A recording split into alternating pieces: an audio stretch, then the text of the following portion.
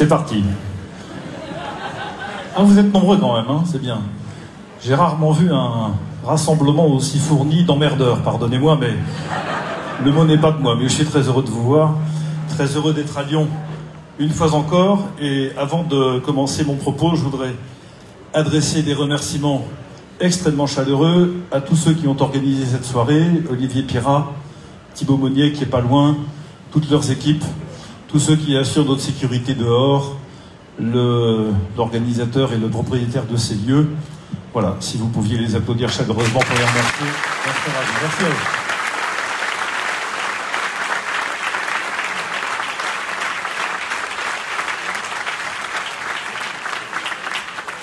Une fois n'est pas coutume, je vais commencer cette brève intervention par vous lire un texte. Voici ce que dit ce texte. Je veux la souveraineté du peuple. Et comme le peuple se compose de l'ensemble des hommes libres, je veux avant toute chose le respect des droits naturels de l'homme et de la famille. Je veux placer dans la Constitution, au-dessus de l'incertitude des majorités parlementaires, la liberté des personnes, la liberté de la parole, la liberté de l'enseignement, des associations et des cultes. Il ne faut pas que le pouvoir livré à la mobilité des partis ne puisse jamais suspendre la liberté individuelle, s'ingérer dans les questions de conscience ou bâillonner la presse. Je veux l'égalité de tous et je repousse une centralisation excessive qui grandirait encore les villes aux dépens des campagnes et qui ramènerait l'inégalité parmi ceux que la loi rend égaux. Je veux la fraternité avec toutes ses conséquences. Je défendrai la propriété et je ferai tous les efforts pour mettre en œuvre les mesures de justice et de prévoyance qui adoucissent les souffrances du peuple. Ce texte, mes chers amis, est la déclaration de candidature à l'élection législative de Frédéric Ozanam, candidat aux législatives ici à Lyon en 1848.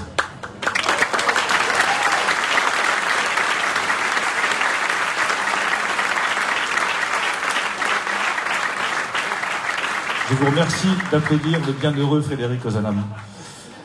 Ça lui fait plaisir, je suis sûr. Et si par ailleurs il y a des vocations législatives qui peuvent naître après avoir entendu ce texte, ben, ma foi, vous verrez bien ce qui se passe. Voilà effectivement pourquoi je vous l'ai lu. Vous le savez bien sûr, il est le fondateur de la Fraternité Saint-Vincent-de-Paul, il a consacré sa vie. C'était un très grand intellectuel, à la fois à l'étude, à l'écriture et à l'exercice concret de l'entraide et de la charité. Et voilà ce qui nous amène aujourd'hui. C'est bien sûr l'enthousiasme de la campagne, et Olivier et Stanislas l'ont dit très bien, et je suis persuadé que Guillaume en mettra une couche tout à l'heure, juste après. C'est bien entendu le fait que se déroulent sous nos yeux des choses qui sont inédites, qu'on n'avait pas prévues, pas attendues, et que pour un certain nombre d'entre nous, nous attendions depuis un petit moment. Mais au-delà de tout, ce qui se déroule sous nos yeux, c'est la possibilité de donner corps à la France que nous attendons, à celle que nous voulons. La France que nous voulons, c'est une France indépendante, qui est maîtresse de ses frontières, de son destin et de ses décisions, qui ne se laisse imposer sa volonté par personne, que ce soit la Commission européenne, la Commission européenne des droits de l'homme, ou je ne sais quelle union artificielle de pays technocratiques. Voilà la France que nous voulons.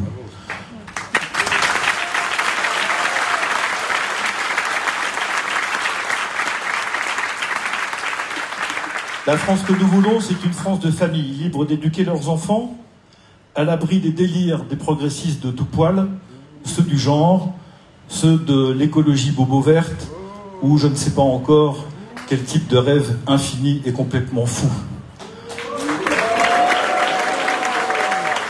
Ce que nous voulons, c'est une éducation qui transmet notre histoire, qui fait aimer notre langue, notre patrimoine, qui fait respecter la nature, et qui soutient les familles dans l'éducation à la responsabilité. Ce que nous voulons, ce sont des entreprises qui sont libérées des normes qui les empêchent d'exercer vraiment leur métier, où les employeurs comme les salariés peuvent vivre dignement de leur travail. Voilà ce que nous voulons. Ce que nous voulons, c'est une justice qui respecte davantage les victimes que les coupables. Ce que nous voulons, c'est une société d'entraide qui empêche les enfants d'entrer dans la misère d'où ils ne sortent jamais, qui sait accompagner celles et ceux d'entre nous qui ne peuvent pas ou avec difficulté exercer leurs responsabilités, qui valorise l'effort et qui sait récompenser ceux qui ont la volonté de s'en sortir. Voilà la société que nous voulons. Ce que nous voulons, ce sont des responsables politiques qui préfèrent la vérité au mensonge, le courage au renoncement et le respect au mépris du peuple. Voilà la société que nous voulons. Beaucoup de Français sont d'accord avec ça, évidemment, et on en chercherait même, d'ailleurs, qui ne partagera pas cet avis. Cette France-là, beaucoup d'entre vous, beaucoup d'entre nous, militent depuis longtemps pour essayer de la faire émerger. Et je le disais tout à l'heure à la conférence de presse, je suis frappé de constater que lorsque nous évoquons les uns et les autres, les porte-paroles, les soutiens d'Éric Zemmour, la possibilité pour la France de disparaître, eh bien, l'impression que j'ai, c'est que les Français, vous, comme moi d'ailleurs, comprennent très bien ce que nous voulons dire. Mais qu'un certain nombre d'observateurs et de commentateurs se demandent de quoi on parle. Et je le dis clairement, ce qui est en jeu dans cette élection, ça n'est pas simplement une échéance électorale de plus, ça n'est pas une étape de plus dans un calendrier électoral qui est déjà figé et qu'on connaît pour les années à venir, pour longtemps. Ce qui est en jeu, c'est de savoir si nous conserverons notre modèle social ou pas, notre mode de vie ou pas, notre culture ou pas, nos traditions ou pas. C'est ça qui est en jeu. Et effectivement, dans ce contexte-là, le choix politique qui vous est proposé au printemps prochain, dans les deux échéances qu'Olivier a rappelées tout à l'heure, l'élection présidentielle puis l'élection législative, c'est un vrai choix de civilisation qui est posé. Ça n'est pas autre chose que ça. Et nous avons effectivement, pour la première fois de manière peut-être aussi vive, une confrontation qui marque très clairement la possibilité non pas d'une alternance, mais d'une alternative. Éric Zemmour ne propose pas une alternance, il propose une alternative. Le maintien de la France ou sa disparition. Voilà le choix qui nous est posé.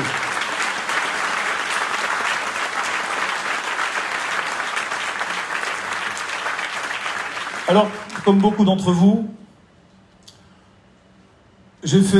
nous avons fait, Guillaume y a participé aussi là où il était, et puis mon ami Patrick Luc, je suis content de voir ici parmi nous, que les Lyonnais connaissent bien. Oui, on peut applaudir Patrick Luc.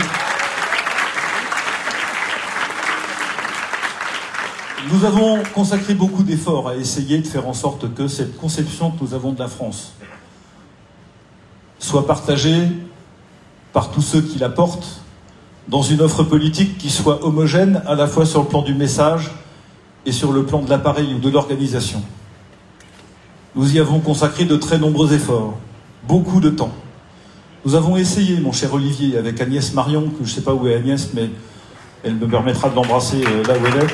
Elle est là, elle est dans le coin, elle est cachée. Et avec Thibault, au moment des dernières élections municipales ici, nous avons essayé de faire valoir cette idée que, à partir du moment où on est attaché à cette vision de la France que je viens de décrire, à cette volonté, où on comprend quels sont les vrais enjeux qui nous attendent, du moment que les personnes sont de bonne volonté, qu'elles partagent le même sens de l'engagement politique et qu'il y a une volonté commune de travailler, il n'y a pas d'obstacle à ce que le rassemblement des personnes, ce qu'on appelle couramment l'union des droites, se fasse. Eh bien, mes amis, c'est ça qui est en train d'arriver.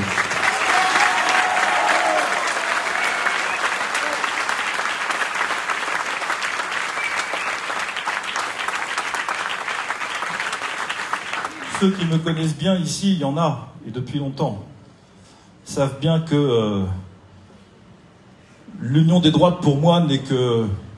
c'est pas anecdotique, mais c'est pas l'essentiel. Je suis sûr que dans cette salle ici, ce soir, il y a des personnes qui viennent d'horizons politiques extrêmement différents. Sans doute pas que de la droite, d'ailleurs. Et c'est tant mieux. Il y a des gens qui retrouvent le sens de l'engagement politique après des années de réserve, de distance, de rejet. Il y a des jeunes qui viennent parce que c'est leur première, peut-être leur deuxième campagne électorale. Des personnes qui viennent de tous les horizons sociaux, géographiques, professionnels. C'est ça, ce rassemblement qui est en train de se produire. C'est ça que ne comprennent pas un certain nombre d'observateurs. Et pour moi, qui ai connu des meetings politiques avec un peu moins de brassage, un peu moins de mixité de tous ordres, un peu moins de jeunes, respect pour les anciens, dont je commence à faire partie, particulièrement depuis 48 heures, eh bien, je vous dis que je suis très heureux de voir le peuple français rassemblé dans sa diversité, ici même comme partout en France. Et voilà pourquoi...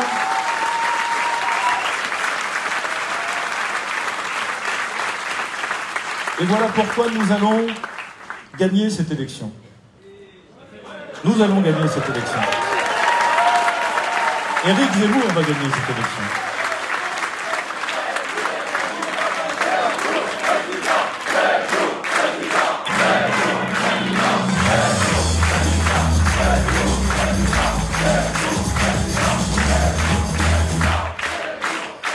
Nous allons la gagner parce que quelque chose est en train de se passer que personne n'avait prévu. Et à quoi, moi-même, d'ailleurs, je ne m'attendais pas. Pour vous dire les choses de manière... Ah, c'est rigolo comme bruit, ça. C'est imprévu, ce qui se passe là.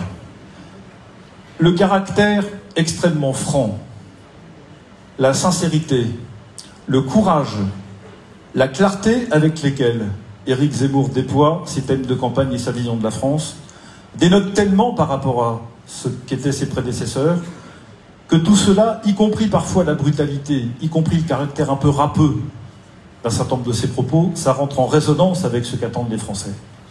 Et je me dis, comme beaucoup sans doute d'entre vous, enfin quelqu'un qui dit les choses comme je les vois.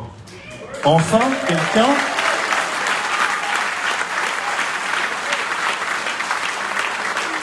Enfin quelqu'un qui ne s'embarrasse pas de précautions oratoires. Il pourra en prendre un peu plus, d'ailleurs, de temps en temps, ça nous arrangerait. Mais ça fait partie de la campagne électorale.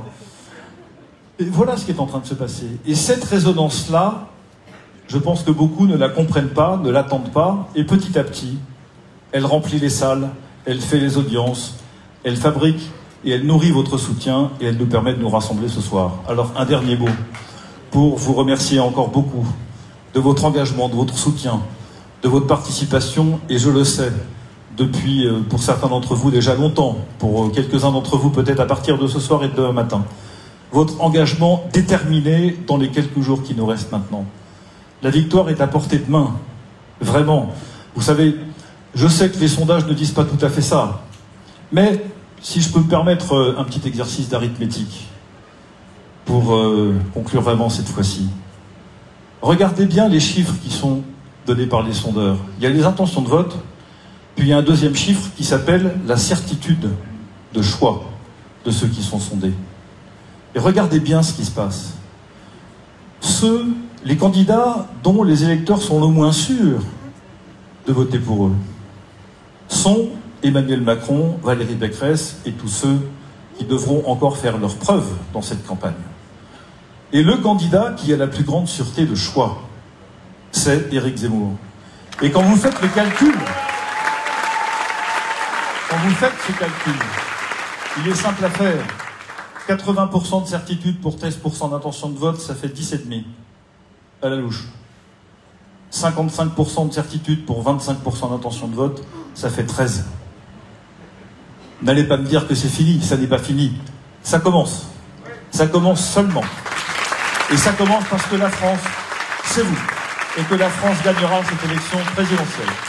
Merci de votre soutien actif, déterminé, courageux pour notre candidat Éric Zemmour. Et vive la France!